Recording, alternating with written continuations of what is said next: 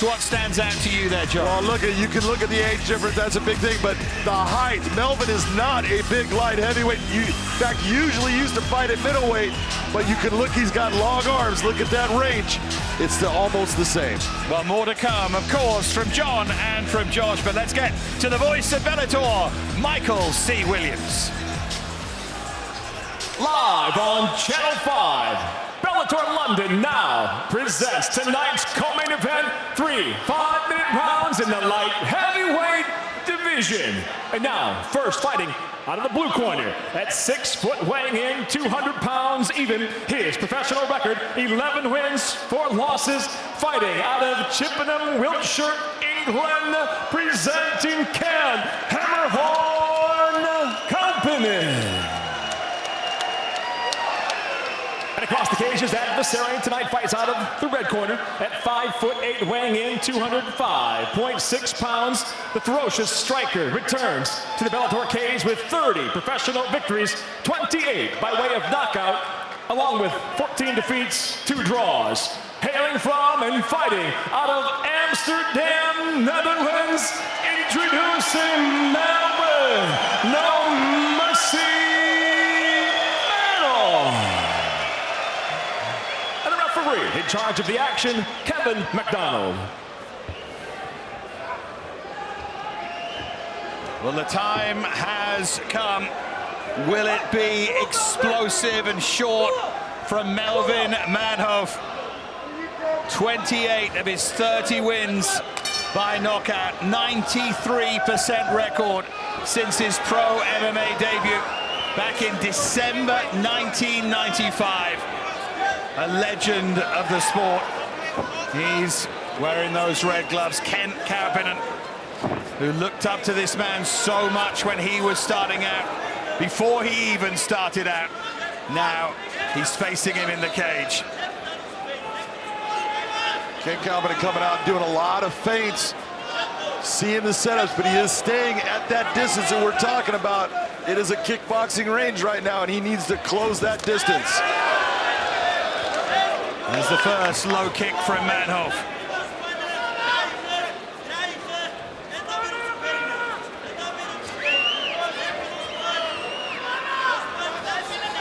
Just looking to feint and just waiting for his opportunity. Trying to feel out the distance here. Well, throughout his career, Melvin Manhoef has been fighting against guys that are grapplers. He's always trying to keep himself in the standing position. With Kent, he's looking at a guy that wants to stand and bang with him, and now it's a matter of who can control that distance and do what they do best. How much pressure do you think he's put on himself because he's fighting one of his heroes? Somebody he's looked up to and watched. I mean, that's the thing. He looks really relaxed in the cage right now. His hands are casually relaxed. His hips look relaxed. His movement looks relaxed. He's not forcing anything. But there's a mental aspect, a huge mental aspect to this, and I wonder how much that's playing a factor right now. Yeah, I'll be honest, there was one thing that he said that it's a tell to me. When he says, I don't care if I win or lose. You always care if you win or lose. But we've seen this before. Remember when Frank Mir said when he fought Fedor, he's like, oh, no big deal. I'm sure it's Fedor, I want to fight him. Then he got in the cage and was looking across from him. He's like, oh my gosh. That's Fedor. Oh no. Kauppinen just landed his jab there, which was, apart from an outside leg kick, first meaningful contact of the fight.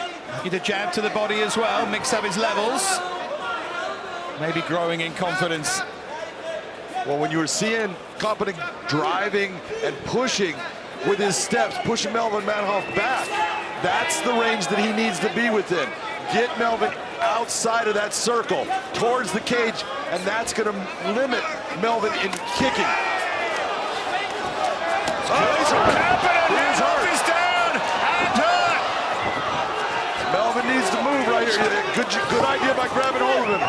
Keep yourself safe. Hook there from Kauppinen as they split as well.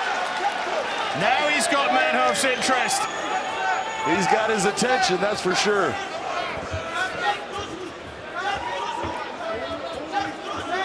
Melvin needs to get back on those kicks to be a rangefinder. He needs to stay out of that boxing range. I totally agree. He needs to think about, look, this is a guy that wants to throw hands with me. That's great. I don't want to get into that battle. I want to chop this tree down and make it so it's weak. There's definitely a mark on the right eye of Kauppinen. He's just blinking a little bit. I wonder if it's either affecting his vision a bit or going to. They both landed at the same time before Kauppinen caused the problems. I wonder if it happened then. You can see, look at the wide eyes of Melvin Manhoef right now. Kauppinen definitely got his attention, and he knows I'm going to fight. Just overbalanced a bit there, Kauppinen, as he looked to come forward, almost a bit overeager.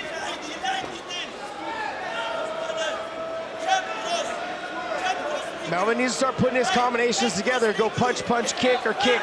Then come back with the punches and stay with the movement. He's loading up on that big shot. He needs to just think of doing exactly what Josh is saying. Punch, punch, use that jab.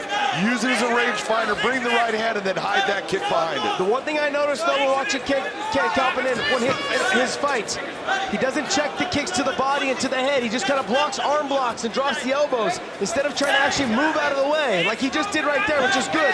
But he needs to make sure that he's not taking that abuse when Melvin starts trying to go to the body. I'm surprised Melvin's not kicking more. Yeah, I'm actually... Oh! That was a big shot. Massive shot from Manhoef, who looks to finish.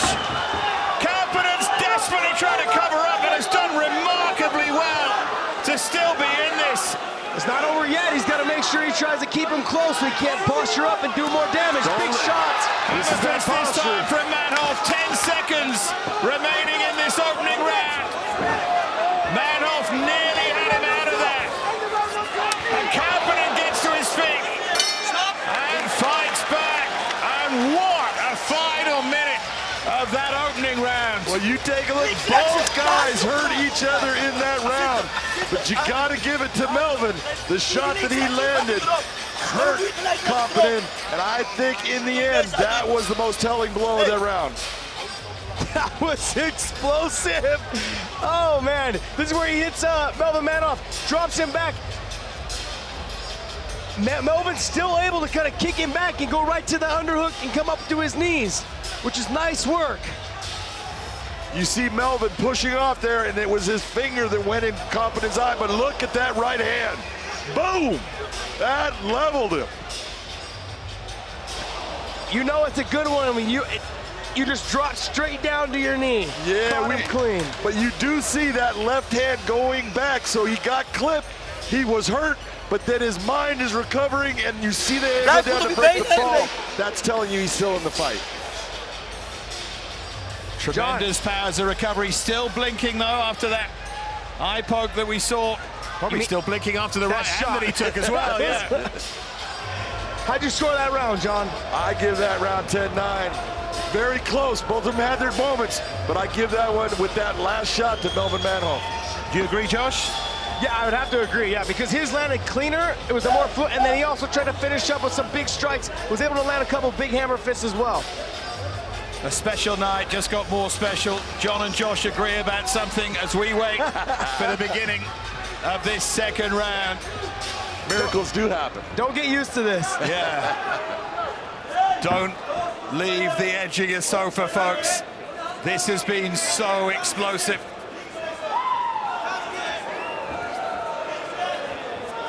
Kauppinen on the front foot at the start of this second round. Looking probably to try and re-establish himself after taking that huge shot at the end of round one. You have to be so impressed with the fact that that thing landed clean and he made it through the round. That's saying a lot about the chin of Kauppinen. That days him a little bit. He's in big trouble again. Manhoef on top. That hit him again. A little short left hook right there. Big knee to the body, though. Oh, Kauppinen was looking at the referee, and Manhoef, as he is entitled to, there's no reason ever to look at a referee when you're in the middle of a fight there. That's saying that his brain's not working. John, what do you know about refereeing? Not much. Just so everybody at home understands, Big John's the greatest referee to ever walk the face of the earth. I'd like to see Melvin posture up here and just do a little bit of work. Kauppinen in many ways has put himself in this position.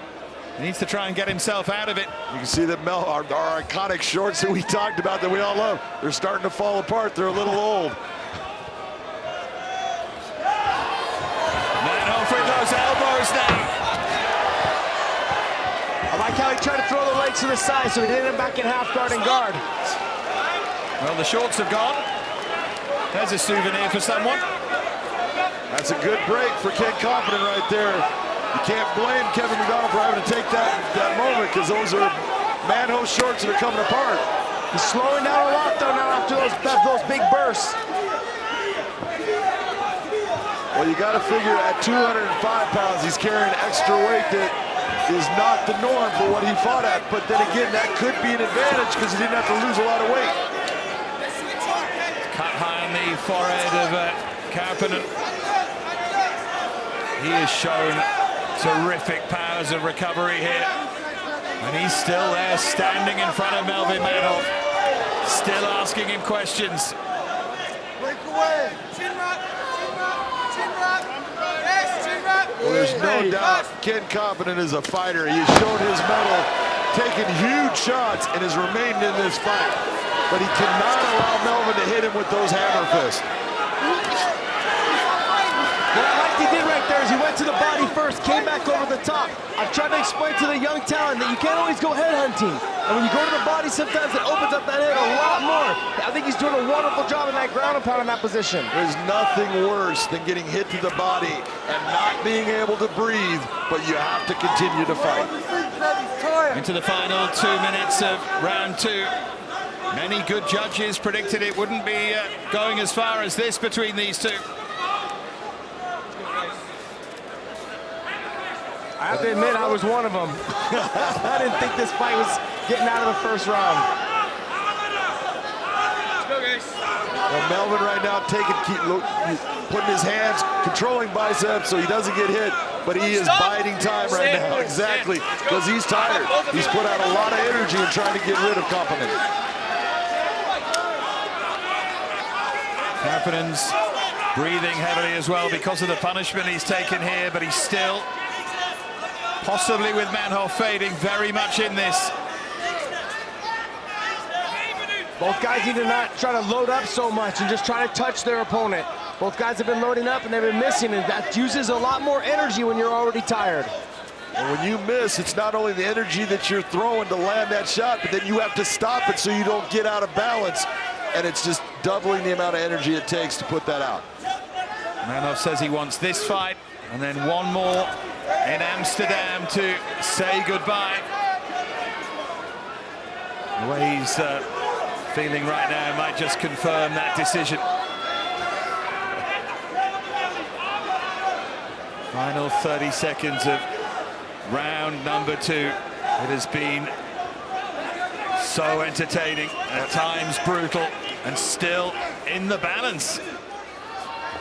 At this pace, you know, as you're looking at, yeah, they're slowing down. But this is good for Melvin Manhoef, because look at, he won this round. He hurt Kauppinen bad, almost had him out. So if he can get that breather even before the round ends, that's only going to help him in recovering during that break. Yeah, Kauppinen needs to push the pace a little bit early in the 3rd round. So by the middle or the end of the 3rd round, he'll be able to go ahead and put the pressure on him enough to land good, clean combinations. Exactly.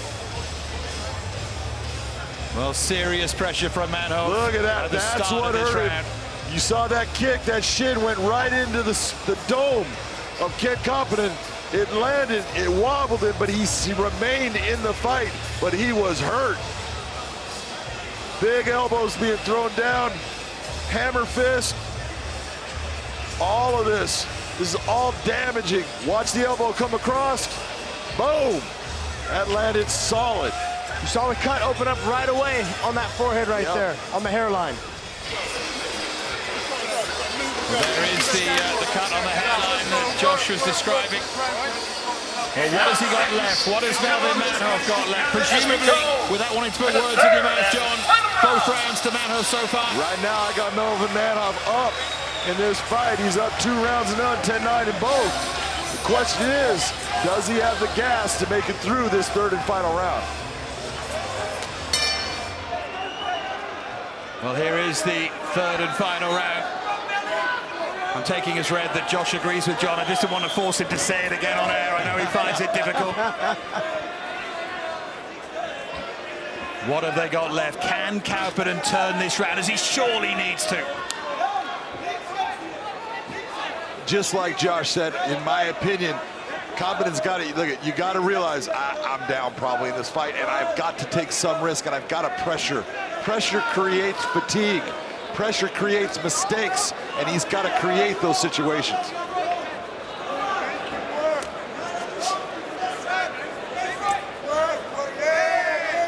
Again, he got his attention with a useful leg kick there, Kauppinen, and again. Been impressed by his body language and his attitude here, Kauppinen. Undaunted so far. And I'm really surprised if you're looking at what we thought was a great weapon of Melvin Manhoef coming into this fight, his leg kicks.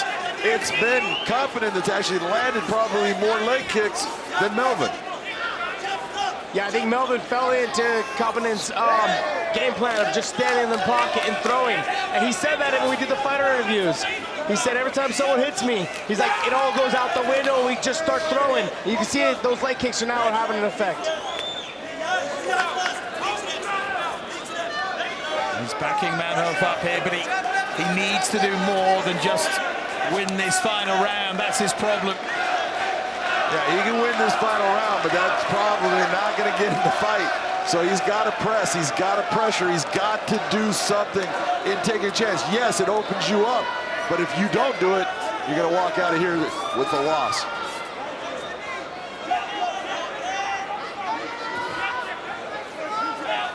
Final 3 minutes of the fight. What has Kauppinen got left? Can he take a risk here? As he probably has to. He's landed that jab accurately 3 or 4 times in this final round. That jab's not going to win you 2 rounds, though, when it comes down to the judges' scorecards. Yeah, it's got to be multiples. He's got to start throwing 1, 2, 3s. He's got to start throwing the combinations, because it's the second, third, and fourth shots that do the damage. Like I was saying when the round started, he needs to basically start touching Melvin. Oh, you saw Melvin shake his head a little bit there. He tries to close the distance. He just needs to touch Melvin. Touch him, and then throw power. Then touch him, throw power. Maybe mix a kick in there every once in a while. Missed with the left jab that time, but he's still looking for that opening here, Kauppinen. Melvin's output has slowed a lot, significantly in this round. Tremendously, no doubt about it, and it's because he's fatigued. He's taken some big shots. He's delivered a lot of big shots, a lot of energy output, and right now, he's sucking some wind here. He's just trying to create problems for Kauppinen to slow his progressions down. Some of it could be, too, that he's carrying a little bit of extra weight. Yeah. You know, trying to throw that leg, it's another 4 pounds heavier, 5 pounds heavier now, because you put that weight on.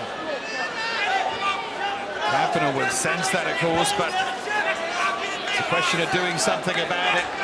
Time to go for broke for Kauppinen. But it's hard, though, because you know how explosive and how hard and how powerful Melvin Manhoef is. It's hard for you just to commit to something. Set up the right hand that time and landed with it. And again, went after 1, 2, but then he needs to bring that hook over or something. He's got to go after multiples, because that's what's going to catch Melvin not looking. Left hook was a good shot there, but despite a little slip, Manhoef just extricated himself. Now it's final minute. He did a little bit of what I was talking about in that far side corner, where he just touched, and he tried to throw power. He loaded up too much, and Melvin was able to duck under. And I think Melvin should be utilizing just a front teep kick, just a push kick, create distance, create space. Well, I like what he's doing right now. He's flinching. So when he's flinching, it's making him pause, making Kauppinen pause. Yeah, he's throwing the feints, but if he bring that foot up and just touch him, that's going to create a space. The Kauppinen now is going to have to, just those 6 inches more is going to cause him a problem in getting to Melvin's chin. Don't think there's too much argument that Kauppinen would get this final round, but Doesn't look like it's going to be enough. Short left hand there from Kauppinen as Manhoef overbalanced. Now he starts to throw the big hooks, and there's a great deal of respect between them, between hero and fan from all those years ago. Kauppinen is delighted to have shared the cage with him. And maybe all of this and the reaction, John, goes back to what you were saying at the start, that he didn't really mind if he won or lost. He's shared the cage with the man. And, you know, and sometimes just this moment is what you've been looking for in your career, and it's special to you. And personally, you look, I want to win, but if I don't, I got to share the cage with Melvin Manhoef. Yeah, that's definitely something I think a lot of fighters look forward to, but they also look forward to trying to beat those fighters. Yep. And you see here, Melvin landing the big right hand early in the first, then in the beginning of the second comes off with a big high kick, skims the head. I fell victim to one of those, didn't finish me, but it skimmed my head, kind of lost the balance of the leg. I call it the stanky leg. You get your legs go stiff, and you know, you can't really get your feet underneath you. But in the third round, Ken Kauppinen had every opportunity, every chance to push the pace and potentially get the knockout, because Melvin had slowed down so much. Yeah. In reality, when you look at it, and this is one of the things you got to think about, Melvin's taking a chance in that third round because he does not know what those scorecards have on him. Yeah, it's true. It's been said so many times that we've been surprised on more than a few occasions. It would be a surprise if it hasn't gone the way that John and Josh scored it, but you never know. And if he's taken the breather, maybe had to, then he may yet have lost it. Kauppinen looks a little starry-eyed at the moment as he wanders around the cage, and he will have a story to tell for the rest of his fighting career, the rest of his life as well. About the time he shared a cage with Melvin Manhoef. We have the decision ready. Will it be what we expected? Here is Michael C. Williams. Ladies and gentlemen, having gone the distance, we'll go to your three judges. John English, Ron McCarthy, Michael Bell. All three see it exactly the same, 29-28 for the winner by unanimous decision, Melvin